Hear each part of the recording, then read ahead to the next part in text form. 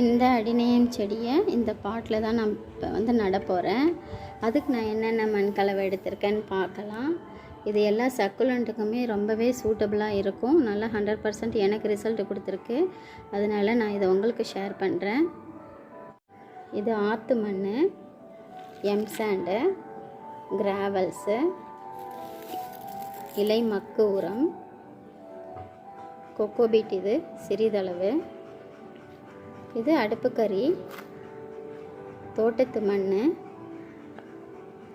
வேப்பம் புண்ணாக்கு, போன்மேல், முட்டை ஓடு, மிக்சியில் நல்லா பொடி பண்ணியிருக்கேன், கொஞ்சம் சாஃபு, இது வந்து தொழு உரம் கொஞ்சம் நல்லா மக்குனதை எடுத்திருக்கேன்.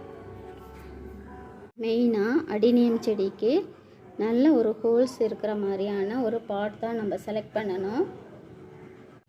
இது மாதிரி ஒரு ஹோல்ஸ் போட்டு நான் வாங்கியிருக்கேன். சைடில் ஒரு ஹோல் இருந்துச்சு, இருந்தாலும் நான் வந்து சென்டரில் ஒரு ஹோல் போட்டு தான் வாங்கியிருக்கேன். கீழே அடுத்ததாக நான் வந்து கொஞ்சம் உரம் கொஞ்சம் மக்கினது, அது கொஞ்சம் கட்டியாக இருந்ததுனால நான் அதை அப்படியே போட்டேன். அது நாளடைவில் தண்ணி ஊற ஊற அது கூட மக்கி போயிடும்.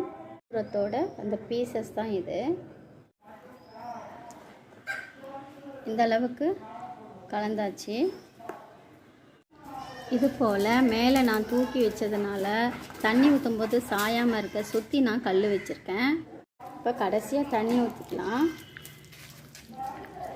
நம்ம தண்ணி ஊற்றும்போது அந்த தண்ணிலாம் சீக்கிரமாகவே வெளியேறணும். அதுதான் சரியான பாட்டிங் மிக்ஸ்.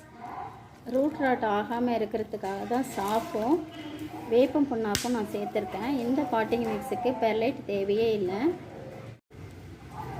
நான் ஊற்றிட்டு இருக்கும்போதே அந்த தண்ணி எவ்வளோ சீக்கிரம் ட்ரை ஆகுதுன்னு மட்டும் பாருங்கள்.